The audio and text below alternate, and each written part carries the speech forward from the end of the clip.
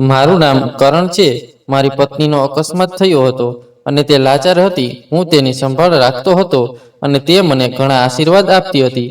મારી માતાએ મને કહ્યું કે હવે તે આપણા અને તારા પર બોજ બની ગઈ છે। તેને છોડી દો, તેને છૂટાછેડા આપો। હું તારા લગ્ન કોઈ બીજી સુંદર છોકરી સાથે કરાવીશ। પણ મેં આ વાત સ્વીકારી નહીં અને મારી બધી મિલકત વેચી દીધી અને મારી પત્નીની સારવાર કરાવી। મારી પત્ની સ્વસ્થ થતાં જ તે જ રાત્રે તે તેના બોયફ્રેન્ડ સાથે ભાગી ગઈ। હવે બધા મારા પર થૂંકતા રહ્યા। એક દિવસ અચાનક પોલીસે અમારા ઘર પર દરોડો પાડ્યો અને શોધખોળ શરૂ કરી।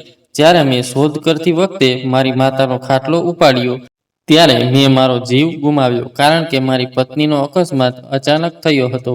બધું જ બંધ થઈ ગયું હતું। ડૉક્ટરે કહ્યું હતું કે તે ચાલી શકતી નથી। મેં બધું છોડી દીધું હતું।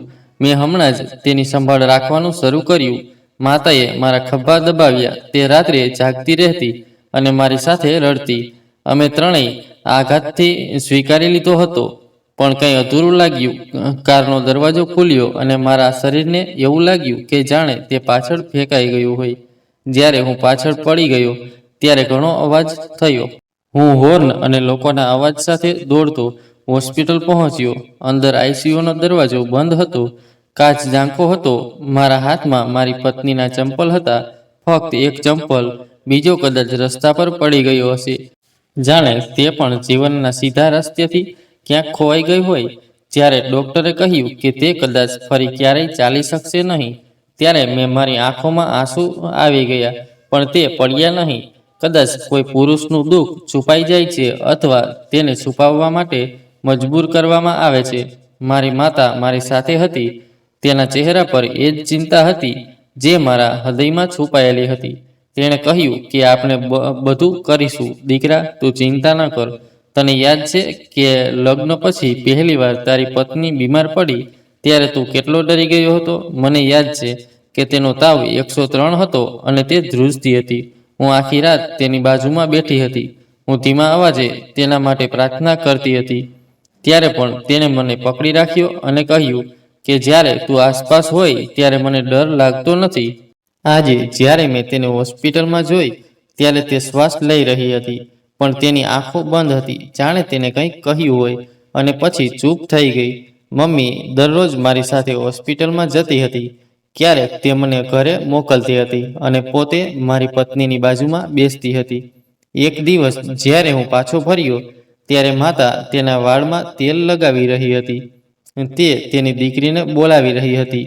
તે કહેવા લાગી, મારી દીકરી, જલ્દી સ્વસ્થ થઈ જા। તારે મારા દીકરાનું ધ્યાન રાખવું પડશે। તે ખૂબ જ નાજુક હૃદયનો છે। હું દરવાજાની બહાર ઊભો રહીને આ બધું સાંભળી રહ્યો હતો અને પહેલીવાર મારી આંખોમાંથી આંસુ સરી પડ્યા। પણ વિચિત્ર વાત એ હતી કે મારી માતાનું મૌન વધી રહ્યું હતું। તે ઓછું બોલતી હતી, ઓછું હસતી હતી, જાણે અંદરથી કોઈ બીજી દુનિયામાં ગઈ હોય। મેં તેની સાથે બેસવાનો ઘણીવાર પ્રયાસ કર્યો। મેં તેને ફોટા બતાવ્યા, જૂની વાતો વિશે વાત કરી, લગ્નના દિવસ વિશે વાત કરી। જ્યારે તે લાલ લહેંગા પહેરીને મારી સામે આવી હતી ત્યારે મેં તેને કહ્યું કે મને લાગ્યું કે તે એક સ્વપ્ન છે। તે ફક્ત સાંભળશે, તે જ સહેજ સ્મિત કરશે, પણ તેની આંખો બિલકુલ ખાલી લાગતી હતી। ક્યાંક અંદર મને એવું લાગ્યું કે કંઈક પાછું આવી રહ્યું છે, જાણે કંઈક છુપાવવામાં આવી રહ્યું હોય। માં દિવસ દરમિયાન ખૂબ જ વ્યસ્ત થઈ ગઈ હતી। ક્યારેક રસોડામાં, ક્યારેક આંગણામાં, અને ઘણીવાર તે મારી પત્નીના રૂમમાંથી ચૂપચાપ બહાર આવતી। મેં કંઈ પૂછ્યું નહીં। મને મારી માતા પર શંકા કરવાનો અધિકાર નહોતો। કદાચ જ્યારે આપણે કોઈને ખૂબ પ્રેમ કરીએ છીએ ત્યારે આપણે આપણો દ્રષ્ટિકોણ ગુમાવી દઈએ છીએ। આપણે ફક્ત એવું માની લઈએ છીએ કે બધું સારું છે અથવા બધું સારું થઈ જશે, પરંતુ જીવન ફક્ત પ્રાર્થનાઓ પર ચાલતું નથી। તેમાં પણ ક્યારેક કોઈ સત્ય, એક મહાન ક્રૂરતા જેવું હોય છે। મને તે સમયે કંઈ ખબર નહોતી। મને કંઈ સમજાયું નહીં। મને લાગ્યું કે અમે ત્રણેય એક જ પીડામાં છીએ। હું ફક્ત મારી પત્નીને કોઈ પણ કિંમતે બચાવવા માંગતો હતો, પણ ભાગ્ય કદાચ કોઈ બીજા ખેલ માટે તૈયાર કરી રહ્યું હતું। માતાએ મારા ખભા પર હળવેથી હાથ મૂક્યો અને કહ્યું, દીકરા, બસ મને કહે કે તું ખુશ છે। મેં તેની તરફ જોયું। તે ચૂલા પાસે ઊભી રહીને ચા બનાવી રહી હતી। તેના ચહેરા પર એ જ પ્રેમ હતો એ જ ચિંતા જે હંમેશા રહેતી હતી, પણ તે દિવસે તેના શબ્દોમાં કંઈક અલગ હતું, જાણે તે કંઈક કહેવા માંગતી હોય અને શબ્દો ચાવીને ખાતી હોય. મેં જવાબ ન આપ્યો. મૌન મારામાં એક આદત બની ગઈ હતી. બધું હૃદયમાં રાખીને પસાર થવું, મારા વિચારોનો ભાર પોતે ઉઠાવવો, આ બધું જ ચાલી રહ્યું હતું. સવાર મોંઘી થતી જતી હતી. દરેક મુલાકાત, દરેક દવા, દરેક ઉપચાર હજારોમાં ખર્ચા કરતો હતો. માતાએ તેના જૂના ઘરેણાં કાઢ્યા, તે જ જે મારા પિતાનું સ્મૃતિચિહ્ન હતું, અને મારા હાથ પર મૂક્યું. મેં મારો હાથ પાછો ખેંચી લીધો અને કહ્યું, ના માતા, હું આ વેચી શકતો નથી. માતા હસતી, જાણે તેને પહેલેથી જ ખબર હોય. તેણે કહ્યું, ના દીકરા, તું વેચી દે. તું મિલકતનો વારસદાર છે. મેં તે રાત સુવામાં વિતાવી નથી. મારી પત્નીનો અવાજ ઘરના દરેક ખૂણામાં હાજર હતો, એ જ જે એક સમયે જીવનથી ભરેલું હતું. હવે ફક્ત તેની આંખો જ બાકી હતી. માતાએ શાંતિથી મારા પલંગ પાસે ચા મૂકી અને ચાલ્યા ગયા. મને ખબર હતી કે તે મને નુકસાન પહોંચાડવા માંગતી નથી, પણ તે ઈચ્છતી હતી કે હું નિર્ણય લઉં. ઉપચાર શરૂ થયો. નવી મશીનો આવી, નર્સો આવી, શરીરમાં હલનચલન શરૂ થયું, હાથમાં શક્તિ આવી. પછી ધીમે ધીમે પગના અંગૂઠા હલવા લાગ્યા. દરેક વખતે મને ખુશી થતી. માતા પ્રાર્થના કરતી, પણ મારી પત્ની ચૂપચાપ જોતી રહેતી, જાણે બધું તેની ઈચ્છા બહારનું દ્રશ્ય હોય, જેમાં તે ફક્ત એક તમાશો જોઈ રહી હતી. એક રાત્રે મેં તેના વાળમાં આંગળીઓ ફેરવી અને કહ્યું કે ક્યારેય એવું લાગે છે કે તું ખૂબ દૂર ગઈ છે અને હું તને ફોન કરતો રહું છું. તેણે મારી તરફ જોયું. તેના હોઠ પર હળવું સ્મિત આવ્યું, પણ તેની આંખો ફરી ખાલી થઈ ગઈ. મેં કંઈ કહ્યું નહીં. કેટલાક પ્રશ્નો છે જેના જવાબો આપણે પહેલાથી જ જાણીએ છીએ. આપણી પાસે સાંભળવાની હિંમત નથી. દિવસો વીતતા ગયા. મારી પત્નીની હાલત સુધરતી ગઈ. જીવન તેના શરીરમાં પાછું આવવા લાગ્યું, પણ અમારી વચ્ચેનું અંતર વધતું ગયું. મેં તેને બધું જ આપ્યું, સમય, પૈસા, ઊંઘ, સ્વાસ્થ્ય, પણ છતાં મને એવું લાગતું હતું કે હું તેને ગુમાવી રહ્યો છું. દરરોજ થોડું થોડું. મમ્મી મને જોયા પછી ઘણીવાર પ્રાર્થના કરતી અને કહેતી કે ભગવાન તને સુરક્ષિત રાખે. તમારે તમારી પત્નીનો પડછાયો બનવું જોઈએ. તેના શબ્દોમાં આશ્વાસન હતું, પણ તે આશ્વાસન પાછળ એક દિવાલ હતી જે હું જોઈ શકતો ન હતો.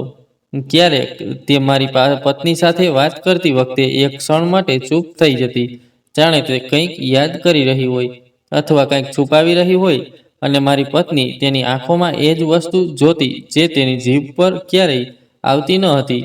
મેં તેની આંખોમાં રહેલી મૂંઝવણ અને ખાલીપણું વાંચવાનો દરેક શક્ય પ્રયાસ કર્યો, પણ હું નિષ્ફળ ગયો. જાણે હું એક પુસ્તક વાંચવાનો પ્રયાસ કરી રહ્યો હોઉં, જેના દરેક પાના કોઈ બીજી ભાષામાં લખાયેલા હોય. જીવન નિમિત્ત થઈ રહ્યું હતું, અથવા કદાચ અમે ત્રણેય અમારા દુઃખને ભૂલી ગયા હતા. હું મારા રોજિંદા કામકાજમાં ફસાઈ ગયો હતો. પછી એક દિવસ જ્યારે હું આવ્યો, ત્યારે હું મારી જાતને ભૂલી ગયો, કારણ કે જેને બચાવવા માટે મેં બધું જ બલિદાન આપ્યું હતું, કદાચ તે મને છોડીને જતી રહી હતી. હું એકલો જ હતો જે મારી આશાની લાકડી પર ઊભો હતો, અને તે આશા પાછળ એક સત્ય છુપાયેલું હતું જે હજુ સુધી મને પ્રગટ થયું ન હતું. રાત્રિના 2 વાગ્યા હતા. રૂમમાં શાંતિ હતી, ફક્ત પંખાના નરમ અવાજ અને ક્યારેક બારીમાંથી આવતા પવનનો અવાજ. જ્યારે મેં મારી આંખો ખોલી, ત્યારે મારી આદત મુજબ મેં મારી પત્ની તરફ જોયું. પલંગ ખાલી હતો, ઓશિકું સાફ હતું, અને ચાદર સરસ રીતે ફોલ્ડ કરેલી હતી.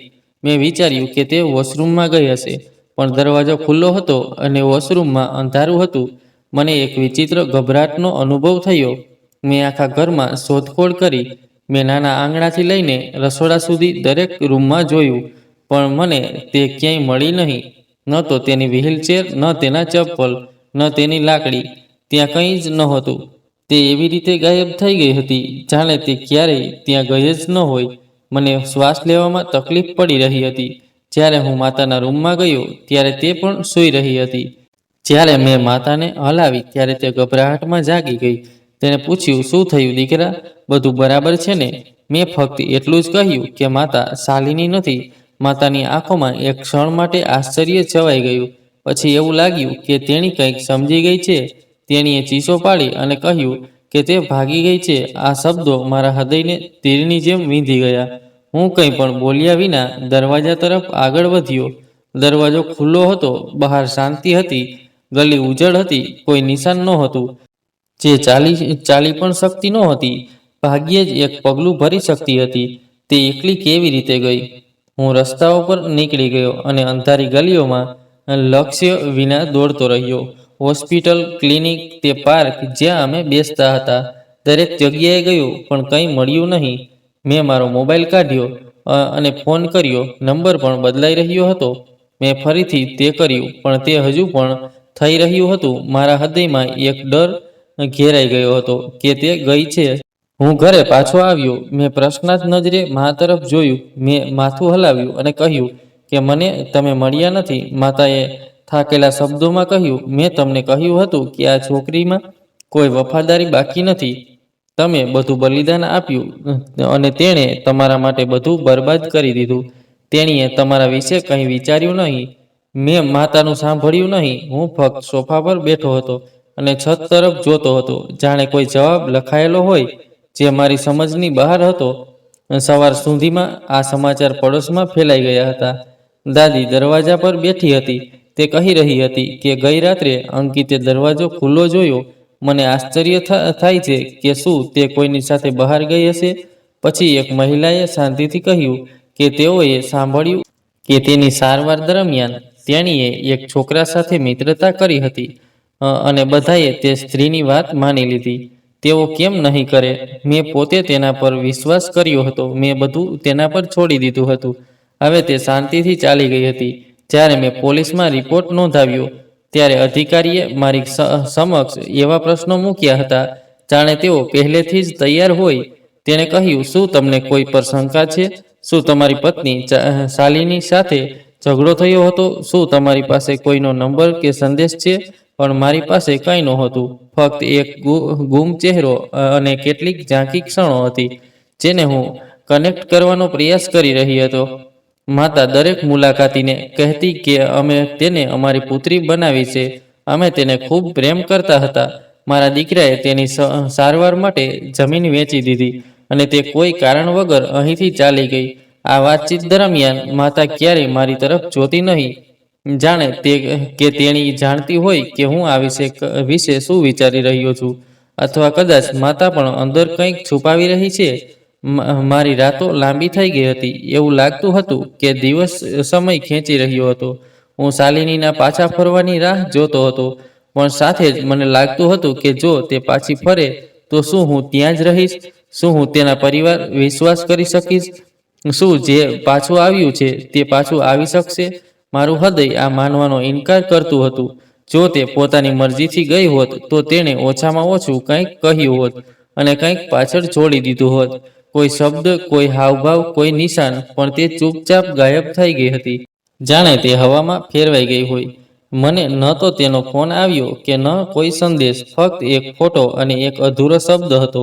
રાત્રે હું મારી પત્નીના રૂમમાં ગયો જ્યાં બધું એ જ હતું જેવું તે છોડી ગઈ હતી. જ્યારે મેં કબાટ ખોલ્યું ત્યારે કપડામાં તેની સુગંધ હજુ પણ હાજર હતી. તેનો એક દુપટ્ટો મારા હાથમાં આવ્યો. મેં આંખો બંધ કરી અને જોયું કે તેને સ્કાર્ફ પહેર્યો હતો. મને યાદ આવ્યું કે લગ્નના થોડા દિવસો પછી તે મને કહેતી હતી કે જો હું ત્યાં ન હોઉં તો મારા કપડાં સુરક્ષિત રાખજો, મારો શ્વાસ તેમાં જ રહેશે. મેં હસીને કહ્યું કે આવી વાતો ના બોલ. આજે તે કપડાં મારો શ્વાસ રોકી રહ્યા હતા. એવું લાગતું હતું કે સમય થંભી ગયો છે. દરેક ક્ષણ નીરસ બની ગઈ હતી. મારું હૃદય ભારે થઈ ગયું હતું. પડોશમાં ચર્ચાઓ ચાલી રહી હતી. કેટલાકે કહ્યું કે તેનો બોયફ્રેન્ડ છે. તક મળતા જ તે ત્યાંથી ચાલી ગઈ. કેટલાકે કહ્યું કે આવું કંઈ ન થયું હોત જો સાસુએ પહેલા દિવસથી જ તેની સાથે સારું વર્તન કર્યું હોત. અને કેટલાક લોકો ફક્ત તમાશો જોઈ રહ્યા હતા. સહાનુભૂતિના શબ્દોમાં ઝેર ભેળવવામાં આવ્યું હતું. પણ મને આ શબ્દોથી ખાતરી થઈ નહીં. હું બધાથી દૂર હતો અને મારી અંદરની મૌન સાથે લડી રહ્યો હતો. મમ્મી હવે ઘરના કામકાજ જાતે જ સંભાળી રહી હતી. તે ઘર જાતે સાફ કરતી હતી. તે નાસ્તો બનાવતી હતી. તે બધું શાંતિથી કરતી હતી. ક્યારેક તે મને કહેતી હતી કે દીકરા, કંઈક ખાઈ લે, તારી જાતને બગાડીશ નહીં. મેં તેનું પાલન કરવાનો પ્રયાસ કર્યો, પણ હું ખોરાકનો ટુકડો પણ ગળી શક્યો નહીં. કંઈ ખાવામાં કોઈ સ્વાદ નહોતો, સાંભળવામાં કોઈ શાંતિ નહોતી. મને દરેક જગ્યાએ શાલિનીની ગેરહાજરી જ લાગતી હતી. એક દિવસ મેં શાલિનીના રૂમમાં મમ્મીને જોઈ. તે પોતાની વસ્તુઓ વ્યવસ્થિત રાખી રહી હતી. તે કપડાં ફોલ્ડ કરીને કબાટમાં રાખી રહી હતી. હું દરવાજા પર શાંતિથી ઊભો રહ્યો. તેના કાર્યોમાં શાંતિ હતી, જાણે કોઈ બોજ ઉતાર્યા પછી બધું જ દૂર મૂકી દેવામાં આવી રહ્યું હોય. માતા એક ક્ષણ માટે અટકી ગઈ. તેણે એક ચિત્ર જોયું, પછી ધીમે ધીમે તેને ફેરવ્યું. મને એવું લાગ્યું કે જાણે તે કંઈક યાદ કર્યા પછી ભૂંસી નાખવા માંગતી હોય. હું પાછળ હટી ગયો. હું રૂમમાં ગયો નહીં. તે જ ક્ષણે મને એક લાગણી થઈ કે કંઈક એવું છે જે દેખાતું નથી, કંઈક એવું છે જે કહેવામાં આવતું નથી. શાલિનીનું ગાયબ થવું, માતાની રાહત, પડોશની વાતો, બધું જ કોઈક ધુમ્મસમાં લપેટાયેલું લાગતું હતું. દરેક દ્રશ્ય પાછળ બીજું દ્રશ્ય છુપાયેલું હતું. મેં મારી પત્ની શાલિનીનો નંબર ઘણી વખત ડાયલ કર્યો. દરેક વખતે મને ફક્ત એ જ જવાબ મળ્યો કે નંબર કાં તો બંધ હતો અથવા પહોંચની બહાર હતો. હું બેઠો બેઠો વિચારતો હતો કે શું તે ખરેખર દૂર ગઈ હશે? જો તે ગઈ હશે તો કોની સાથે, ક્યાં અને શા માટે? પણ આ પ્રશ્નો બીજા પ્રશ્નો ખોલતા હતા. જવાબ ક્યારેય ન મળતો. ક્યારે હું રાત્રે સૂઈ શકતો, ક્યારેક નહીં. હું તેને મારા સપનામાં જોતો. ક્યારેક તે મને ફોન કરતી, ક્યારેક ગુસ્સે થઈને જતી. એક રાત્રે મારા સ્વપ્નમાં તે મારી સામે ઊભી હતી અને સીધી મારી આંખોમાં જોઈને કહેતી હતી કે તે કંઈ જોયું નથી. કંઈ નહીં. હું ચીસો પાડીને જાગી ગયો. પરસેવાથી ભીંજાઈ ગયો. મારું હૃદય ઝડપથી ધબકતું રહ્યું. દિવસો સાથે મૌન વધતું ગયું. હવે કોઈએ કોઈ પ્રશ્ન પૂછ્યો નહીં. કોઈએ મને સાંત્વના આપી નહીં. એવું લાગતું હતું કે બધાએ સ્વીકાર્યું છે કે તે ગઈ છે. હું હજુ પણ દરવાજા તરફ જોતો રહ્યો. દર વખતે જ્યારે દરવાજાનો ટકોરો ખસે છે ત્યારે મારું હૃદય એક ક્ષણ માટે એવું વિચારીને ધબકતું હતું કે કદાચ તે શાલિની હશે. પણ દર વખતે હું નિરાશ થતો હતો. માતા દિવસે ને દિવસે વધુ મજબૂત દેખાવા લાગી, જાણે કોઈએ તેના પર અસર કરી ન હોય. અને આ વખતે મારા હૃદયમાં મૂંઝવણ ઊભી કરી. તે એટલી હદે શાંત હતી કે તેની આંખો પણ ભીની ન થઈ. કંઈક એવું હતું જે હું જોઈ શકતો ન હતો, કંઈક એવું હતું જે હું સમજી શકતો ન હતો. અને આ મૌન સૌથી પીડાદાયક હતું. તે ખતરનાક હતું કારણ કે ક્યારેક તેમને ચીસો સંભળાય છે અને કંઈક ખોટું થયું છે તે દેખાય છે. પરંતુ જ્યારે શાંતિ હોય છે અને બધું પહેલા જેવું જ હોય છે, ત્યારે તમે સમજી શકતા નથી કે ઘા ક્યાં છે, પરંતુ લોહી વહેતું રહે છે. સાંજનો સમય હતો. આકાશમાં હળવા વાદળો હતા. હું દરવાજાની બહાર બેઠો હતો અને ચા પી રહ્યો હતો. પડોશના કેટલાક લોકો દરરોજની જેમ શેરીના ખૂણા પર વાતોમાં વ્યસ્ત હતા. પછી પડોશના કાકા, જે હંમેશા ચૂપ રહેતા હતા, આવીને મારી બાજુમાં બેઠા. તેને થોડો શ્વાસ ચડી રહ્યો હતો. તેની પાસે એક જૂનું અખબાર હતું જે તે ઘણીવાર સાથે રાખતા હતા. તે થોડીવાર શાંતિથી બેઠા રહ્યા. પછી તેણે અચાનક કહ્યું, દીકરા, ખરાબ ન લાગે, હું તને કંઈક કહેવા માંગુ છું. રાત્રે તારા ઘરમાંથી કેટલાક વિચિત્ર અવાજો આવે છે. મેં આશ્ચર્યથી તેની તરફ જોયું. પછી હું હસ્યો. મેં કહ્યું, કાકા, તમને કોઈ ભ્રમ થયો હશે. કદાચ તે બિલાડી હશે. કાકાએ ફક્ત ઠીક કહ્યું અને ઊભા થયા અને ધીમે ધીમે પાછા ચાલ્યા ગયા. હું થોડીવાર વિચારતો રહ્યો, પછી માથું હલાવ્યું. ગમે તેમ, મારે ઘણું વિચારવાનું હતું. શાલિનીનું વિદાય, માતાનું વિચિત્ર મૌન, મારી અંદરનો અવાજ અને મારામાં કોઈ ખલેલ પહોંચાડતી વાત સાંભળવાની તક ક્યાં હતી? માતા અંદરથી બહાર આવી. કદાચ તેણે કાકાનો અવાજ સાંભળ્યો હશે. મારી સામે જોયા વિના તેમણે કહ્યું કે વૃદ્ધાવસ્થામાં ભ્રમ થવો સામાન્ય છે. આ ઉંમરે દિવાલો પણ વાત કરતી હોય તેવું લાગે છે. મેં હા પાડી, પણ મારા હૃદયના કોઈ ખૂણામાં મૂંઝવણ હતી. વિચિત્ર વાત એ હતી કે કાકા ખૂબ ઓછું બોલતા હતા. તેઓ આટલું અચાનક કેમ બોલતા હતા? અને તેમનો સ્વર એવો હતો કે જાણે તેઓ કંઈક વધુ કહેવા માંગતા હોય, પણ બંધ થઈ ગયા. હું મોડી રાત સુધી જાગતો રહ્યો. માતા સૂઈ ગઈ અને ઘરમાં સંપૂર્ણ શાંતિ છવાઈ ગઈ. અચાનક નીચેના રૂમમાંથી એક વિચિત્ર ખડખડાટ અવાજ સંભળાયો. પહેલા તો મને લાગ્યું કે તે ઉંદર કે જૂનો પાઇપ હોઈ શકે છે, પરંતુ પછી મેં એવો કોઈ અવાજ સાંભળ્યો જે એ માનવ અવાજોનું મિશ્રણ હોય તેવું લાગતું હતું.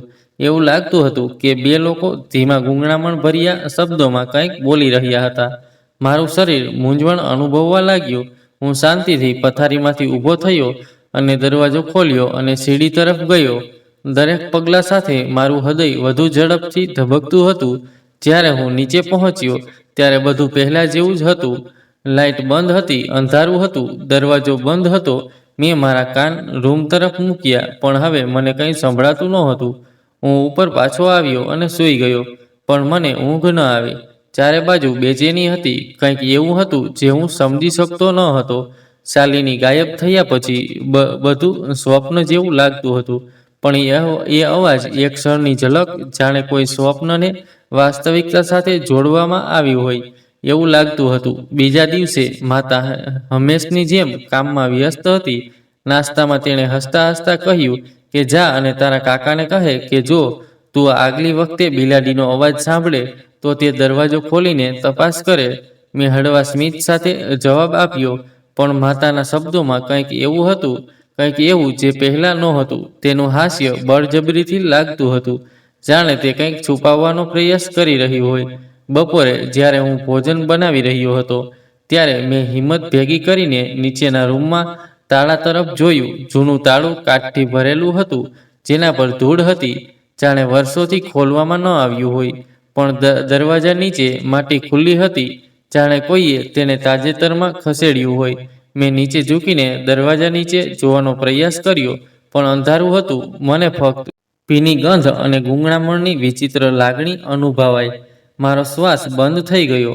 હું ઉપર પાછો આવ્યો. મારા હૃદયે કહ્યું કે હું મારી માતાને પૂછીશ, પણ મારા મને કહ્યું હમણાં નહીં. બીજી રાત્રે ફરીથી એ જ અવાજ આવ્યો. આ વખતે તે થોડો વધુ સ્પષ્ટ હતો, થોડો વધુ અનિયંત્રિત, જાણે કોઈ રડી રહ્યું હોય અથવા કોઈને શ્વાસ લેવામાં તકલીફ પડી રહી હોય.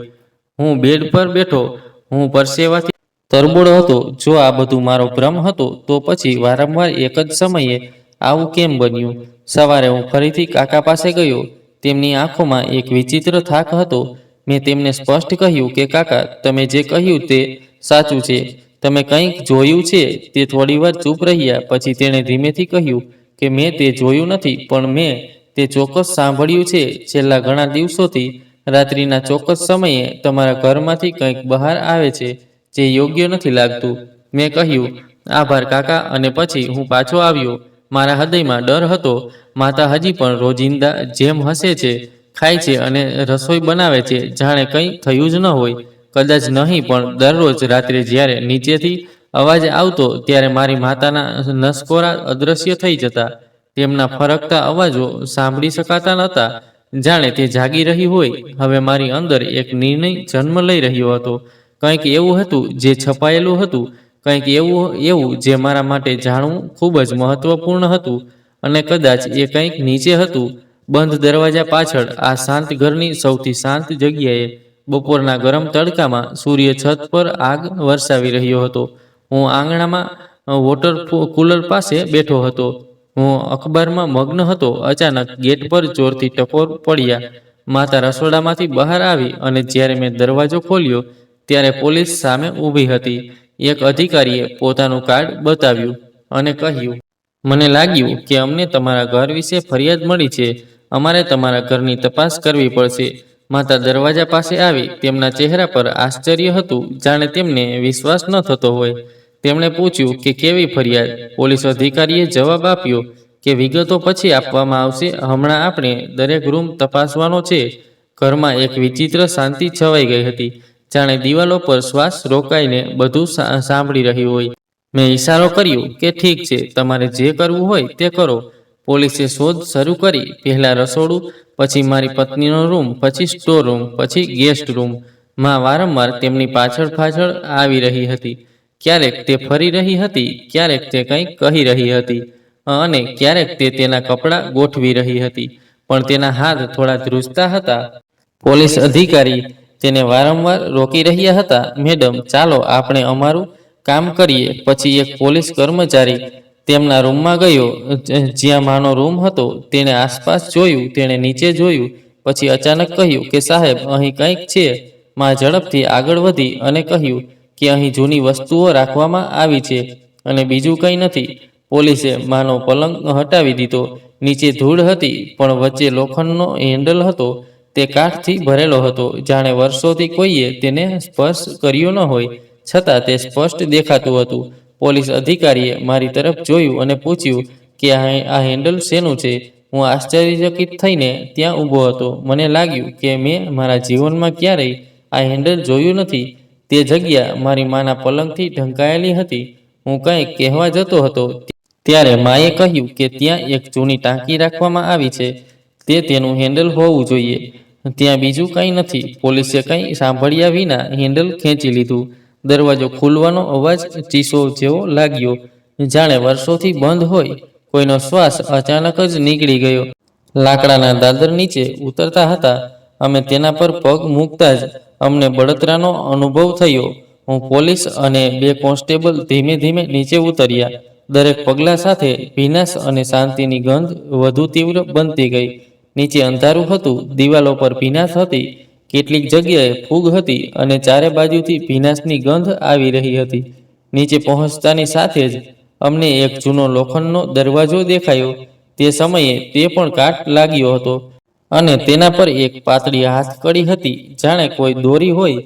કોન્સ્ટેબલે હાથથી દરવાજો હલાવ્યો, પણ દરવાજો ખુલ્યો નહીં. પછી તેમાંથી એકે બળનો ઉપયોગ કર્યો. બીજાએ દરવાજો પકડીને ધક્કો માર્યો અને તે ખુલી ગયો. અંદરની હવા હજુ પણ એવી હતી કે જાણે સમય અહીં થંભી ગયો હોય. પ્રકાશ ઓછો હતો, ફક્ત એક બલ્બ લટકી રહ્યો હતો, સહેજ ઝૂલતો હતો. રૂમની વચ્ચે ફ્લોર પર એક લાશ પડી હતી. તે બીજું કોઈ નહીં પણ મારી પત્ની શાલિની હતી, જે બેભાન પડી હતી. જાણે કે તે કોઈ જૂનો ફોટો હોય, વર્ષોથી કબાટના ખૂણામાં રાખેલો. હું તરત જ તેની પાસે દોડી ગયો. તેનું શરીર કડક થઈ ગયું હતું, જાણે ઠંડીમાં થીજી ગયું હોય. પણ તે શ્વાસ લઈ રહી હતી, ખૂબ જ ધીમી, ખૂબ જ તૂટેલી. તેના કાંડા લાલ થઈ ગયા હતા, જાણે કોઈએ તેના હાથ બાંધી દીધા હોય અને તેના પગની એડી ઘાયલ થઈ ગઈ હોય. તેના હોઠ સૂજી ગયા હતા અને તેની આંખો નીચે વાદળી નિશાન હતા. મેં તેને બૂમ પાડી, અને શાલિની જાગી, અને જો હું આવી ગયો છું, તું હવે સુરક્ષિત છે. તેણે તેની આંખો ખોલવાનો પ્રયાસ કર્યો, પણ પોપચા ધ્રુજતા રહ્યા અને પછી અટકી ગયા. પોલીસ અધિકારીએ એક ક્ષણ માટે રૂમનું નિરીક્ષણ કર્યું. પછી તેણે કહ્યું કે ચોક્કસપણે કંઈક ખોટું છે. તેને તાત્કાલિક હોસ્પિટલમાં લઈ જવી પડશે. જ્યારે માતા નીચે આવી ત્યારે તેના પગલાં થંભી ગયા. તે દિવાલ સામે ઊભી રહી, જાણે તે આ ઘટનાને ટાળવા માંગતી હોય. તે કદાચ અંદરથી તેનો સામનો કરવા માટે હિંમત ભેગી કરી રહી હતી. તેનો ચહેરો ફીકો પડી ગયો હતો. તે ખૂબ જ અસ્વસ્થ દેખાતી હતી. પોલીસે મને રોકીને એમ્બ્યુલન્સ બોલાવી. થોડી વારમાં એમ્બ્યુલન્સ આવી અને શાલિનીને હોસ્પિટલ લઈ જવામાં આવી. હું તેમની સાથે જવા માંગતો હતો, પણ પોલીસે કહ્યું કે મને થોડી વાતો પૂછવાની છે. આ એક કાનૂની પ્રક્રિયા છે. મેં હમણાં જ મારી પત્ની પર એક નજર નાખી, જે હવે ફરી મળી ગઈ હતી, પરંતુ આ વખતે તેની હાલત ખૂબ જ ખરાબ હતી. પોલીસ અધિકારીએ નીચેના રૂમમાં ફોટા લીધા. દિવાલો પર નિશાન, બંધ કબાટ, જૂના વાસણો, ખાલી બોટલો અને ફ્લોર પર પડેલો કબાટ. કદાચ તે મારી પત્નીનો દુપટ્ટો હતો. બધું જ કોઈ પીડાદાયક વાર્તા કહી રહ્યું હોય તેવું લાગતું હતું. પરંતુ માતા કોઈ શબ્દ બોલ્યા વિના ચૂપચાપ ઊભી રહી. કોઈ પ્રશ્નોના જવાબ ન આપ્યો, આંખનો સંપર્ક ન કર્યો. જ્યારે પોલીસે કહ્યું કે તમારે તપાસ માટે પોલીસ સ્ટેશન જવું પડશે, ત્યારે તેણીએ ફક્ત માથું હલાવ્યું અને કહ્યું, ઠીક છે. ઘર હવે ઉજ્જડ લાગતું હતું. મારી માતા જ્યાં રહેતી હતી તે ઓરડો, તેનો પલંગ, તેની નીચેનું રહસ્ય અને બધી શાંતિ, જાણે હવે બધું બદલાઈ ગયું હોય. જે માતા રાત્રે જાગતી રહેતી અને મારા માટે પાણી રાખતી, જે મારા દુઃખ પર રડતી, તે હવે એક મોટા પ્રશ્ન હેઠળ દટાઈ ગઈ હતી. પોલીસ સ્ટેશનમાં નિવેદન આપતી વખતે હું અંદરથી તૂટી પડ્યો હતો. મેં કહ્યું કે મારી પત્ની ગુમ થઈ છે. મેં તેના માટે ગુમ થયેલ વ્યક્તિનો રિપોર્ટ પણ નોંધાવ્યો હતો. મારી માતાએ મને કહ્યું હતું કે તે જાતે જ પાછી આવશે, પણ આજે મને ખબર પડી કે તે કોઈ બીજાના ઘરમાં નહીં, પણ મારા પોતાના ઘરની નીચે હતી, જ્યાંથી હું દરરોજ પસાર થતો હતો. તે મારી મદદની રાહ જોઈ રહી હતી. પોલીસે કહ્યું કે આ કોઈ સામાન્ય ધરપકડ નથી લાગતી. આ ખૂબ જ વિચારીને કરવામાં આવ્યું છે. આપણે સંપૂર્ણ તપાસ કરવી પડશે. સાંજે હું જ્યારે હોસ્પિટલમાં ગયો ત્યારે મારી પત્ની ભાનમાં આવી ગઈ હતી. મને જોતાની સાથે જ તેની આંખોમાં એવો થાક દેખાઈ આવ્યો જે શબ્દોમાં વર્ણવી શકાય નહીં. હું તેની પાસે બેઠો હતો, તેનો હાથ પકડીને કહ્યું, શાલિની, હવે બધું સારું થઈ જશે. તું ફરી ક્યારેય એકલી નહીં રહે. તેણે ધીમેથી માથું હલાવ્યું. તેના હોઠ ધ્રુજતા હતા, જાણે તે કંઈક કહેવા માંગતી હોય, પણ તેનું શરીર સાથ ન આપી રહ્યું હોય. ડોક્ટરે કહ્યું કે ઘણી શારીરિક નબળાઈ છે, પણ જો તું તેને સમયસર ન લાવ્યો હોત તો મામલો ઘણો આગળ વધી શક્યો હોત. આ શબ્દે મારા અંદર કંઈક તોડી નાખ્યું. સમયસર પહોંચ્યો, પણ વર્ષોથી હું એક જ ઘરમાં હતો. હું દરરોજ એક જ રૂમમાં સૂતો હતો, છતાં હું કંઈ કરી શકતો નહોતો. મને કંઈ સંભળાતું નહોતું. માતા પોલીસની દેખરેખ હેઠળ હતી, પણ તે ચૂપ હતી, જાણે તેને કોઈ વાતનો અફસોસ થઈ રહ્યો હોય. કદાચ એવું ન પણ હોય, અથવા એવું પણ હોય, પણ તેમણે તેને ક્યાંક અંદર દફનાવી દીધું હશે. હવે કાયદો નક્કી કરશે કે આ બધું શું હતું અને શા માટે થયું, અને તે ક્યાં ઈરાદાથી થયું. પણ મારા માટે આ પ્રશ્નો નહોતા. મારા માટે એકમાત્ર સત્ય એ હતું કે મારી પત્ની જીવિત હતી, અને આ જીવન હવે મારા શ્રેષ્ઠ પ્રયાસનું કારણ બનવાનું હતું. નીચે ઉતરવાનો રસ્તો બંધ થઈ ગયો હતો, પણ તેનો પડછાયો હવે મારા અસ્તિત્વની આસપાસ લપેટાઈ ગયો હતો, અને દરેક રાત્રે પાછળ એક શાંતિ ચીસ સંભળાતી હતી જે હું વર્ષોથી સાંભળી શકતો ન હતો. પોલીસે મારી માતાની પૂછપરછ કરતા જ તેનો અવાજ વધુ ઊંચો થઈ ગયો. તે ચીસો પાડવા લાગી. તેનું માથું હાથમાં પકડીને તેણીએ મને પકડી લીધો અને કહેવા લાગી કે તેણીએ કંઈ કર્યું નથી. તેણીએ શાલિનીનું કોઈ નુકસાન કર્યું નથી. તેણીના શબ્દો દિવાલો સાથે અથડાઈ રહ્યા હતા, પરંતુ તેણીનું સત્ય ક્યાંય દેખાતું ન હતું. પોલીસ તેની કડક પૂછપરછ કરી રહી હતી, અને માતાનો ચહેરો વારંવાર બદલાતો રહ્યો. હું વર્ષોથી માતાની આંખોમાં શું હતું તે ઓળખી રહ્યો હતો. પ્રેમ, ચિંતા, સ્નેહ. પણ હવે ત્યાં બીજો રંગ હતો. કદાચ તે પોતાને બચાવવાનો પ્રયાસ કરી રહી હતી. તે બધું ચૂપચાપ સંભાળી રહી હતી, પરંતુ દરેક પ્રશ્ન પર તે પોતાની લાગણીઓમાં ફસાઈ જતી, જાણે તેને જવાબ યાદ ન હોય, અથવા તેણીએ જાણી જોઈને ભૂલી જવાનો પ્રયાસ કર્યો હશે. શાલિની હોસ્પિટલમાં હતી. ડોક્ટરના મતે તે કદાચ ઘણા સમયથી પીડામાં હતી. તેના શરીર પર ઘાના સ્પષ્ટ નિશાન હતા. તેને બંધ રાખવામાં આવી હતી. સમયસર ખોરાક આપવામાં આવતો ન હતો, અને તેની માનસિક સ્થિતિ પણ ખૂબ નબળી પડી ગઈ હતી. આ બાબતોએ કેસને વધુ રંગીન બનાવ્યો હતો. પોલીસ હવે દરેક ખૂણાની તપાસ કરી રહી હતી. હું એક ખૂણામાં બેઠો હતો અને બધું જોઈ રહ્યો હતો. મારી જીભ બંધ થઈ ગઈ હતી, જાણે શબ્દો ઓછા થઈ ગયા હોય. ક્યારેક મેં મારી માતા તરફ જોયું, ક્યારેક મેં પોલીસ રિપોર્ટ તરફ જોયું, અને ક્યારેક મેં મારી હથેળી તરફ જોયું, જેના પર મારી પત્નીએ તે દિવસે હાથ મૂક્યો હતો. ધરપકડના નિશાન હજુ પણ હતા. બધું પહેલા જેવું જ લાગતું હતું. પોલીસ અધિકારીએ મારી માતાને પૂછ્યું કે તમે કહી રહ્યા છો કે તમે કંઈ કર્યું નથી, તો પછી તે છોકરી ભોંયરામાં કેવી રીતે પહોંચી? દરવાજો બંધ હતો, તે બહારથી બંધ હતો, અને નીચે જવાનો એકમાત્ર રસ્તો તમારા રૂમમાંથી હતો. માતા ચૂપ થઈ ગઈ. તેની આંખોમાં આંસુ હતા, પણ તેનું મૌન ચીસો પાડી રહ્યું હતું. તેના હોઠ ધ્રુજી રહ્યા હતા, પણ તેની જીભ બંધ હતી. તે જ ક્ષણે મને લાગ્યું કે તે અંદરથી તૂટી ગઈ છે, અથવા કદાચ તેનું સત્ય તેને કંઈ કહેવા દેતું નથી. એટલામાં જ બીજો એક ઇન્સ્પેક્ટર હોસ્પિટલમાંથી પાછો આવ્યો. તેના હાથમાં એક બેગ હતી. તેમાં કેટલીક જૂની વસ્તુઓ હતી, એક ડાયરી, કેટલીક દવાઓ, એક ચાવી અને ખાલી મોબાઈલ કવર. તેઓએ કહ્યું કે આ બધું ભોંયરામાં પડેલું છે. ઇન્સ્પેક્ટરે કહ્યું કે આ ડાયરી ખૂબ જ ખાસ છે. આની મદદથી આપણે પહેલી જુબાની મળશે. તે મારી પત્નીના હાથમાં ડાયરીના કાગળ પર લખેલું હતું. તે પીડા જે જીભ પર નહોતી આવતી, પણ તેણે તે ડાયરી પર પેનથી લખી હતી. તેમાં કેટલીક તારીખો લખેલી હતી. કેટલીક તારીખો પર માતાનો ઉલ્લેખ હતો, અને કેટલીક પર ફક્ત એવા શબ્દો હતા કે આજે ફરીથી પ્રકાશ આવ્યો નથી. મારા હાથ શૂન્ય થઈ ગયા છે. તે દરરોજ આવે છે. તે કંઈ કહેતી નથી, ફક્ત જુએ છે.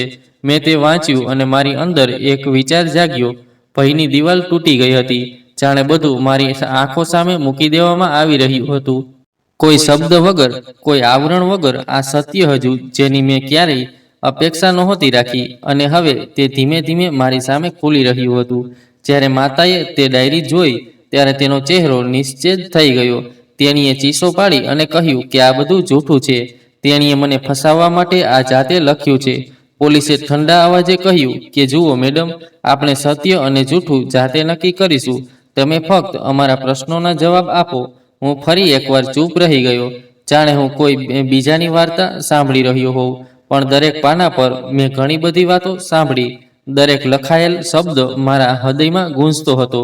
જે સ્ત્રીને હું મારી જિંદગી કહેતો હતો તે મારા ઘરમાં કેદ હતી. તે મારા પગ નીચે રડતી રહેતી હતી અને હું રોજ તેના રૂમ પાસેથી પસાર થતો રહેતો હતો. પોલીસે માતાને કસ્ટડીમાં લીધી. તેણે છેલ્લી વાર મારી સામે જોયું. તેની આંખોમાં કોઈ અફસોસ કે નફરત નહોતી, ફક્ત થાક હતો. જાણે તે હારી ગઈ હોય પોતાની કોઈ રમતથી.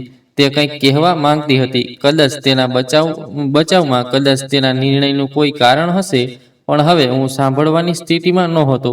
તે રાત્રે હું ફરીથી માતાના રૂમમાં ગયો. તે ભોંયરામાં એ જ કાટ લાગેલો દરવાજો હતો, એ જ શાંતિ. મેં લાઇટ ચાલુ કરી. મેં બધું જોયું. શાલિનીની સાંકળોના નિશાન, ખાલી બોટલ અને દિવાલ જેના પર આંગળીઓથી ખાલી શબ્દો કોતરેલા હતા. મારી વાત સાંભળો. હું ઘૂંટણીએ બેઠો અને જમીન પર હાથ રાખીને શ્વાસ લેતો રહ્યો. તે ક્ષણે મને લાગ્યું કે જાણે તેની ચીસો હજુ પણ જમીનની અંદર હાજર છે. દરેક દિવાલ પરનો દરેક પડછાયો તેની સાક્ષી આપી રહ્યો હતો. મારી માતા પોલીસ કસ્ટડીમાં હતી, પણ મને ખબર હતી કે તે એકલી ગુનેગાર નહોતી. હું પણ ગુનેગાર હતો. મારી પત્નીનો, મારી આજ્ઞાનો, મારી આંધળી વફાદારીનો, મારી આંખો બંધ રાખવાનો અને આ સત્યનો પહેલો ટુકડો હતો જે મારા હાથમાં આવ્યો. બાકીનું સત્ય હજુ સુધી જાહેર થવાનું બાકી છે. હજુ એક ખુલાસો થવાનો બાકી હતો. જેમ જેમ પોલીસ તપાસ આગળ વધી રહી હતી, તેમ તેમ કેસ વધુ ઊંડો થતો ગયો. પુરાવા એકત્ર કરવામાં આવી રહ્યા હતા. પરંતુ ખરો આઘાત ત્યારે લાગ્યો જ્યારે પડોશી કાકાને બોલાવવામાં આવ્યા. તેમનું નિવેદન નોંધવામાં આવ્યું. તેઓ એ જ કાકા હતા જેમણે થોડા દિવસ પહેલા મને કહ્યું હતું કે તમારા ઘરમાંથી વિચિત્ર અવાજો આવે છે. આ વખતે તેમને ફક્ત અવાજો જ નહોતા, તેમના નિવેદનથી બધું જ બદલાઈ ગયું. તેમણે પોલીસને કહ્યું કે એક રાત્રે હું છત પર હતો. ગરમીને કારણે હું સૂઈ શક્યો નહીં. અચાનક કરણના ઘરના આંગણામાં હલચલ થઈ.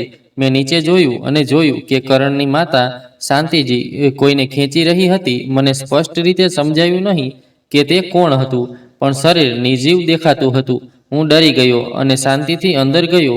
પછીથી મને સમજાયું કે કદાચ કોઈ બીમાર હશે. પરંતુ બીજા દિવસે સવારે જ્યારે કરણની પત્ની ગાયબ થઈ ગઈ ત્યારે મને શંકા ગઈ. પોલીસ અધિકારીએ તેના નિવેદન પર ધ્યાન આપ્યું અને શાંતિથી મારી સામે જોયું. મારી નજર જમીન પર હતી. બધું એકબીજા સાથે જોડાયેલું હતું. અવાજ ઓછો હતો, પણ જૂનો દરવાજો, મારી પત્નીએ લખેલી ડાયરી અને હવે આ જુબાની. પોલીસે આ નિવેદન માતા સમક્ષ મૂક્યું હતું. તે ચૂપ રહી. તેણે ન તો ઇનકાર કર્યો કે ન તો સ્પષ્ટતા કરી. જાણે શબ્દોની જરૂર જ ન હોય. હા, તેણે ફક્ત હા પાડી. એક ક્ષણ આવી જ્યારે કોન્સ્ટેબલે કહ્યું કે જો આ જુબાની કોર્ટમાં રજૂ કરવામાં આવે તો કેસ સીધો આજીવન કેદ સુધી પહોંચી શકે છે. પછી માતાએ એક ઊંડો શ્વાસ લીધો અને મારી નજર મારા પર રાખી. હું દૂર બેઠો હતો અને બધું સાંભળી રહ્યો હતો. હું જેની નજરથી બચી ન શક્યો, તેણીએ ધીમેથી બોલવાનું શરૂ કર્યું, જાણે તે મને જ કહી રહી હોય. તેણીએ કહ્યું કે શાલિની મારા દીકરાને બરબાદ કરી રહી છે. મેં મારા દીકરાને બચાવ્યો. આ શબ્દો મને ખૂબ જ વાગ્યા, જાણે મારી અંદર બધું હલી ગયું હોય. હું થોડીવાર માતા સામે જોતો રહ્યો, પણ હું કંઈ બોલી શક્યો નહીં. મારા શબ્દો મારા ગળામાં અટવાઈ ગયા. માતાએ પોતાનું નિવેદન ચાલુ રાખ્યું. તેણીએ કહ્યું કે મેં તે છુપાવ્યું નથી, પણ તેને સમાપ્ત કરી દીધું છે. હું ઈચ્છતી હતી કે મારો દીકરો સત્ય જુએ. તે છોકરી મારા દીકરાના પ્રેમને લાયક નહોતી. તેના દિલમાં મારા દીકરા માટે કંઈ નહોતું. તે સારવારના નામે તેને લૂંટી રહી હતી અને કોઈની સાથે વાત કરી રહી હતી. મેં પોતે પણ ઘણીવાર આ સાંભળ્યું હતું. ઘણી વખત તે રાત્રે ફોન પર કોઈની સાથે હસીને વાત કરતી હતી. તે મારા દીકરાને મૂર્ખ બનાવી રહી હતી. પોલીસ અધિકારીએ તેને વચ્ચે રોકી અને પૂછ્યું, શું તમારી પાસે આનો કોઈ પુરાવો છે? તેમની વાતચીતનું કોઈ કોલ રેકોર્ડિંગ નહોતું, કોઈ મેસેજ નહોતો કે કોઈ સાક્ષી નહોતો. માતા ચૂપ રહી, જાણે તેણે જે કહેવું હતું તે કહી દીધું હોય. હવે સાંભળવાનો બોજ મારા પર હતો. મારી પત્ની હજુ પણ હોસ્પિટલમાં હતી. તેની હાલત સુધરી રહી હતી, પણ તે ચૂપ હતી. કદાચ તેને ખ્યાલ હતો કે સત્ય હજુ સુધી સંપૂર્ણપણે બહાર આવ્યું નથી. કેટલીક વાતો હજુ પણ છુપાયેલી હતી. જ્યારે હું તેને મળવા ગયો ત્યારે તેણે ફક્ત એક જ વાત કહી કે જો તમને મારા પર શંકા હોય તો મારી સારવાર કરવાનું બંધ કરો. તેનો અવાજ થાકી ગયો હતો, પણ તેની આંખો સ્પષ્ટ હતી. મેં તેનો હાથ પકડીને કહ્યું કે મને શંકા નથી. હું હવે દરેક સત્ય સાંભળવા માટે હિંમત ભેગી કરી રહ્યો છું.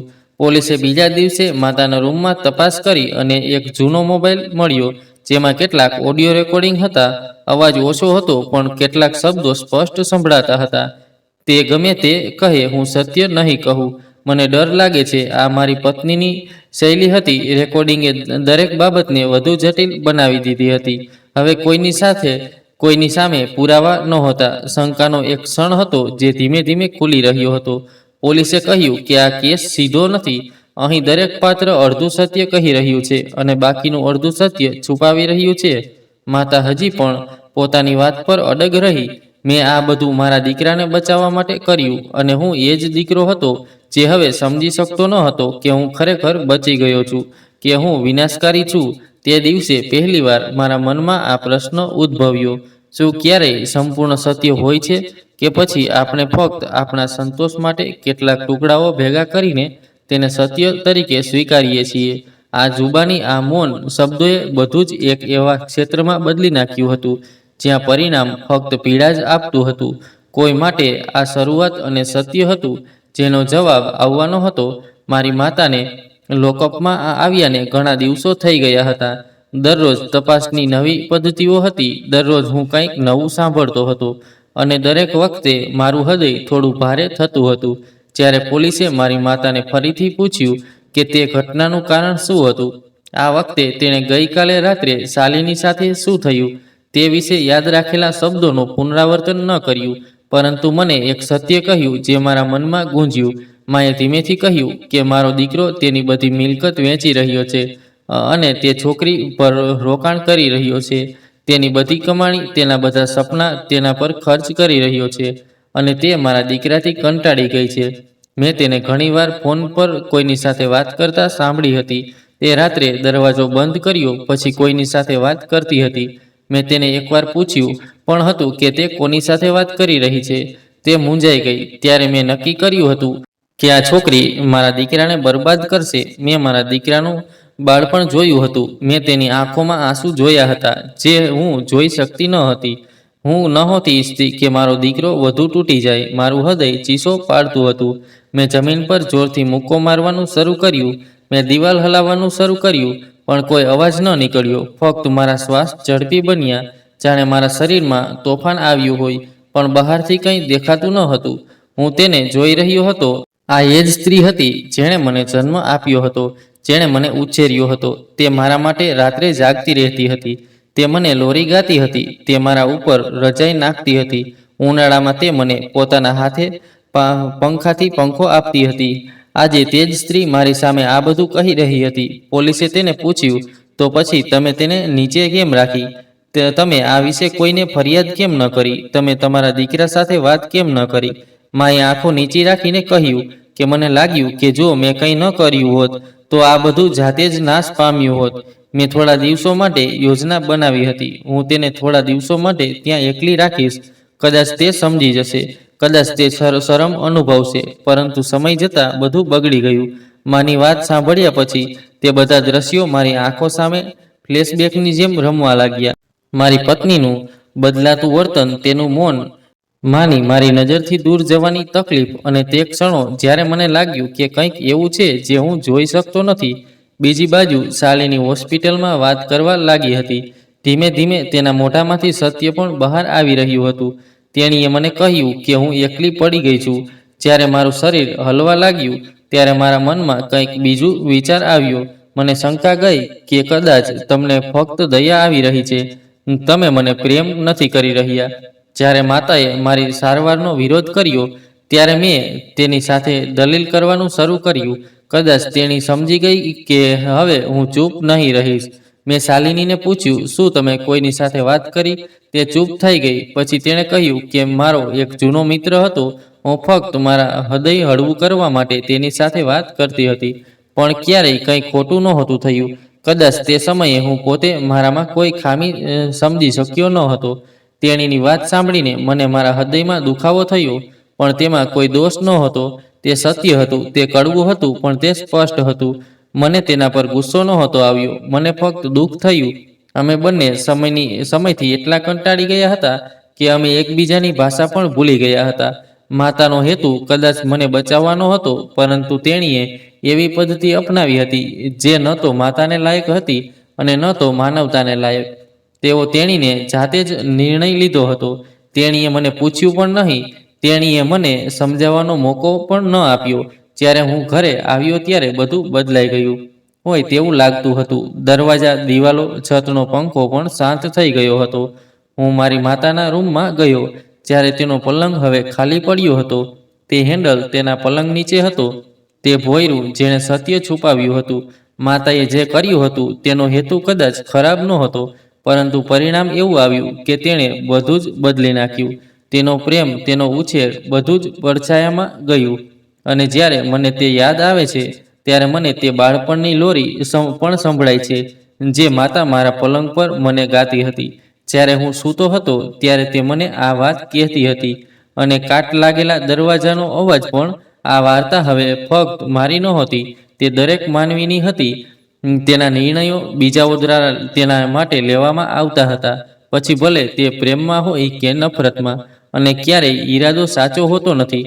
તે ફક્ત એક પડદો બની જાય છે જે આખરે ઊંચકાઈ જાય છે. પોલીસે ચાર્જશીટ તૈયાર કરી હતી. આરોપો ગંભીર હતા. કોઈ વ્યક્તિને કેદ કરવી અને તેને માનસિક રીતે ત્રાસ આપવો એ એક ગંભીર ગુનો છે. અને મારી માતાએ આ ગુનો કર્યો હતો. જે નામ એક સમયે મારી સ્કૂલ બેગ પર, મારા રિપોર્ટ કાર્ડ પર હતું અને મારા સપનામાં પહેલા શાલિનીનું નામ ગર્વથી બોલાતું હતું, પણ હવે તેનું નામ પોલીસ સ્ટેશનમાં આરોપી તરીકે નોંધાઈ ગયું હતું. ઘર ઉજળ થઈ ગયું હતું. એ જ ઓરડો, એ જ દિવાલ, પણ એક વિચિત્ર શાંતિ બધે ફેલાઈ ગઈ હતી. માતાના ગયા પછી ઘરમાંથી પ્રાર્થનાનો પડદો બંધ થઈ ગયો હતો. સવારથી શરૂ થતો અવાજ હવે રાત્રિના શાંતિમાં ખોવાઈ ગયો હતો. હાથની ગંધથી ઓળખાતા રસોડાના વાસણો હવે બંધ પડી ગયા હતા. આંગણાની માટી સુકાઈ ગઈ હતી, જાણે કોઈએ પાણી આપવાનું બંધ કરી દીધું હોય. શાલિની હોસ્પિટલથી ઘરે આવી હતી. તેની ચાલ હવે સારી હતી, પણ તેના પગલાઓમાંનો આત્મવિશ્વાસ પાછો ફર્યો ન હતો. જ્યારે તે આ ઘરમાં પ્રવેશી ત્યારે તેણે સૌથી પહેલા કામ છત તરફ જોયું, જાણે તે ઈચ્છતી હોય કે નીચેનો પડછાયો દૂર થઈ જાય અને તેનો થોડો પ્રકાશ મળે. હું તેની સાથે હતો, પણ અમારી વચ્ચે મૌન હતું જેને શબ્દો તોડી શકતા નથી. ફક્ત સમય જ કંઈક સારું કરી શકે છે. શાલિનીના દરેક પગલાએ મારી માતાના ઇનકારનો મને પડઘો પાડ્યો. તેણે ખોલેલો દરેક દરવાજો, હાથમાં રાખેલી દરેક વસ્તુ, મારી માતાનો સ્પર્શ હજુ પણ ક્યાંક ને ક્યાંક હતો. અને મારી પત્નીએ તે અનુભવ્યું અને તે સહન પણ કર્યું. મેં તેને કંઈ ભૂલી જવાનું કહ્યું નહીં, મેં ફક્ત તેને જીવવાનું કહ્યું. કોર્ટમાં કેસ શરૂ થયો અને વકીલોની દલીલો, સાક્ષીઓની જુબાની અને માતાનું મૌન. તેણે એક પણ વાર પોતાના બચાવમાં કંઈ કહ્યું નહીં. ફક્ત એક દિવસે તેણે કોર્ટરૂમમાં મારી સામે જોયું અને હળવું સ્મિત કર્યું અને પછી તેની આંખો નીચી કરી. તેની આંખોમાં ભયંકર કંઈ નહોતું, ફક્ત એક ખાલીપણું હતું, જાણે બધું સમાપ્ત થઈ ગયું હોય. મારું નિવેદન સૌથી મહત્વપૂર્ણ હતું. જ્યારે હું સાક્ષી પેટીમાં ઊભો હતો ત્યારે મારા હાથ ધ્રુજતા હતા. મેં કહ્યું કે હું મારી માતા પર આંખો બંધ કરીને વિશ્વાસ કરતો હતો. હું મારી માતા પર વિશ્વાસ કરતો હતો. મને લાગ્યું કે તે મારું કલ્યાણ ઈચ્છતી હતી, પણ તેણે મારી પાસેથી તે બધું છીનવી લીધું જેના માટે હું જીવતો હતો. તેમણે મારી પત્નીને કેદ કરી ન હતી, તેમણે મારા હૃદયને બંધ કરી દીધું હતું. તેમણે મારા વિશ્વાસને મારી નાખ્યો હતો. કોર્ટમાં શાંતિ હતી. માતાએ ત્યારે પણ કંઈ કહ્યું નહીં, જાણે કે તેણીએ દરેક આરોપોને શાંતિથી સહન કરી લીધો હોય. કદાચ તેણી જાણતી હતી કે તેણી જે ઈચ્છતી હતી તે પૂર્ણ થતી નથી અને તેણીએ જે કર્યું તે માફ કરી શકાય તેવું નથી. કોર્ટે સલામત નિર્ણય આપ્યો અને હું ઘરે પાછો આવ્યો અને તે જ આંગણામાં બેઠો જ્યાં મારી માતા શાકભાજી કાપવા માટે બેઠી હતી. આજે તે જગ્યા ખાલી હતી અને તેનો અવાજ હજુ પણ મારા કાનમાં ગૂંજતો હતો, પણ તે અવાજ મને શાંતિ આપતો ન હતો. તે અવાજ હવે બોજ બની ગયો હતો. શાલિની મારી પાસે આવી. તેણીએ મારા હાથ પર હાથ મૂક્યો અને તેની આંખોમાં હજુ પણ થાક હતો, પણ તેમાં એક વિચિત્ર કોમળતા પણ હતી. તેણીએ કહ્યું કે આપણે બધું ફરી શરૂ કરી શકીએ છીએ, પણ આ વખતે કોઈ જૂઠાણું નહીં હોય. કંઈ છુપાયું નહીં, બધું સત્યથી શરૂ થશે. મેં માથું હલાવ્યું. મને બીજું કંઈ જોઈતું નહોતું, ન તો બદલો, ન ચર્ચા, ન સહાનુભૂતિ. મને ફક્ત ન્યાય જોઈતો હતો, અને તે પણ એવો ન્યાય જે અવાજ ન કરે. આ પછી કોઈ દોષ બાકી રહેવો જોઈએ નહીં, ન મારા હૃદયમાં કે ન શાલિનીની આંખોમાં. આ તે ક્ષણ હતી જ્યારે વાર્તાનો અવાજ બંધ થઈ રહ્યો હતો, અને અંદર એક નવા યુદ્ધની છાપ સંભળાઈ રહી હતી. એક જીવન જેમાં આપણે ભૂતકાળની ક્ષણોની રાખમાંથી આપણું નવું આવતીકાલ બનાવવા માંગતા હતા. મૌન ન્યાય જે ચીસોથી નહીં પણ સત્યથી થાય છે, અને સત્ય આખરે આપણી વચ્ચે ઊભું હતું. સંપૂર્ણપણે કડવું, પણ હૃદયમાં શાંતિ હતી. જાણે આકાશ પણ થોડો સમય રડ્યા પછી શાંત થઈ ગયું હોય. હું આંગણામાં બેઠો હતો ત્યારથી ઘણા કલાકો વીતી ગયા હતા. સામે એ જ ખુરશી હતી જેના પર મારી પત્ની સાંજે બેસીને ચા પીતી હતી.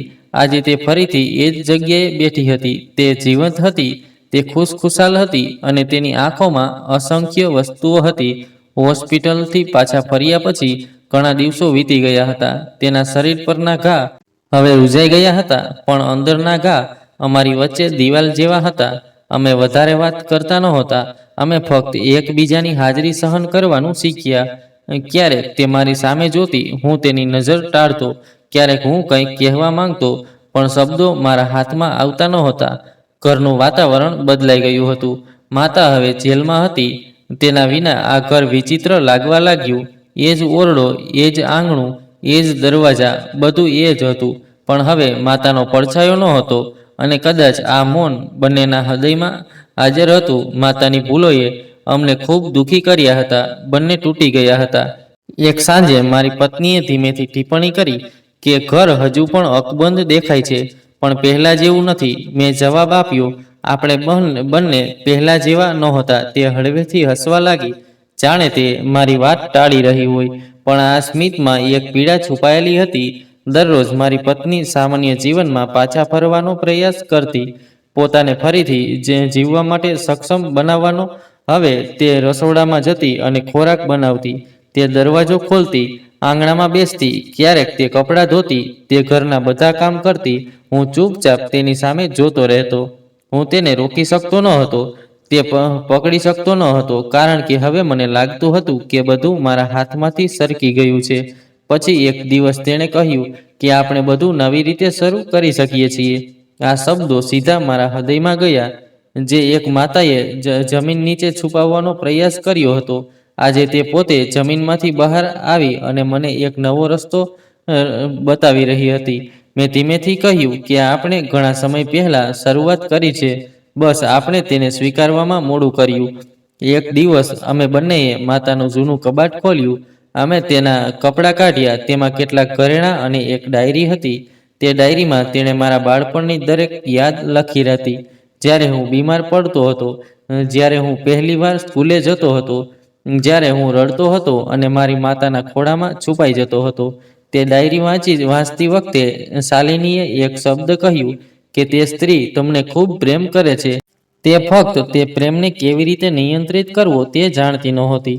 હું ચૂપ રહ્યો, કારણ કે મારી પત્નીએ કંઈક એવું કહ્યું હતું જે હું મારી જાતને પણ કહેવાથી ડરતો હતો. માતાની જેલ, તેનો ગુનો, તેના પરિણામો, બધું જ કોર્ટની જેમ ચાલી રહ્યું હતું. પરંતુ મારા માટે તે બધું વિચિત્ર હતું. મારા માટે વાસ્તવિક કોર્ટ મારું ઘર હતું, તે મારી પત્ની હતી, અને અમારું મૌન. અમે નક્કી કર્યું હતું કે અમે થોડા મહિના માટે શહેર છોડી દઈશું. એક નવું વાતાવરણ, નવી હવા, કદાચ હૃદયને થોડી શાંતિ મળશે. મારી પત્ની સંમત થઈ, અને અમે બંનેએ અમારી વસ્તુઓ પેક કરવાનું શરૂ કર્યું. મેં મારી પત્નીનો દુપટ્ટો બાજુ પર રાખ્યો, જે મને ભોંયરામાં મળ્યો હતો. હવે તે મારા માટે ડરામણી વાત નહોતી, પણ એક પ્રતીક હતી. અમે નક્કી કર્યું હતું કે જે કંઈ થાય છે તે સમાપ્ત થતું નથી, પરંતુ તેનો ભાર ચોક્કસપણે ઓછો થાય છે. સાંજે મેં મારી પત્નીને છેલ્લી વાર પૂછ્યું, શું આપણે ખરેખર આગળ વધી શકીશું? તેણીએ મારો હાથ પકડીને કહ્યું કે આગળ વધવા માટે ભૂતકાળમાં રહેલી દરેક વસ્તુ ભૂંસી નાખવી જરૂરી નથી. વ્યક્તિ કેટલાક ઘા માટે પણ જીવી શકે છે, ફક્ત એ ઘા વાસી ન થઈ જાય. હવે આપણે એક નવા શહેર માટે નીકળી ગયા છીએ, એક નવા ઘરની દિવાલો તરફ. પણ તમારી પત્ની તમારી સાથે છે, જે ફક્ત મારો પ્રેમ જ નથી પણ મારું આખું જીવન છે. મેં બધું ગુમાવ્યું છે અને બધું જીતી લીધું છે. આ હાર હવે વિજયમાં ફેરવાઈ શકે છે જો આપણે બંને સાથે ચાલતા રહીએ, મૌનમાં તેમજ સત્યમાં. આ વાર્તા મારી નથી, આ દરેક પુરુષની વાર્તા છે જે પોતાને નકામો માનતો હતો. હવે હું લખી રહ્યો છું જેથી મારી વાર્તા જાણ્યા પછી જો તમે સાચા માર્ગ પર છો તો હાર્યા પછી પણ વિજય શક્ય છે. તેમાં થોડો સમય લાગે છે અને એક સ્ત્રી જે ગમે તેટલી મોડી હોય તો પણ પાછી આવે છે. મેં મારી પત્ની સાથે આ બીજા શહેરમાં, બીજા ઘરમાં નવું જીવન શરૂ કર્યું છે. હું બધી જૂની વાતો ભૂલી જવાનો પ્રયાસ કરી રહ્યો છું. મને હજુ પણ મારી માતાની યાદ આવે છે, પણ ઘણો સમય વીતી ગયો છે. હવે કંઈ કરી શકાતું નથી. મિત્રો, મને આશા છે કે તમને અમારી વાર્તા ગમી હશે. જો તમને વાર્તા ગમી હોય તો વિડીયોને લાઇક કરો. જો તમે ચેનલ પર નવા છો તો ચેનલને સબસ્ક્રાઈબ કરો અને હા, સૂચના ઘંટડી દબાવો જેથી તમને આગળની અપડેટ પહેલા મળે. જય શ્રી કૃષ્ણ, જય માતાજી, ધન્યવાદ.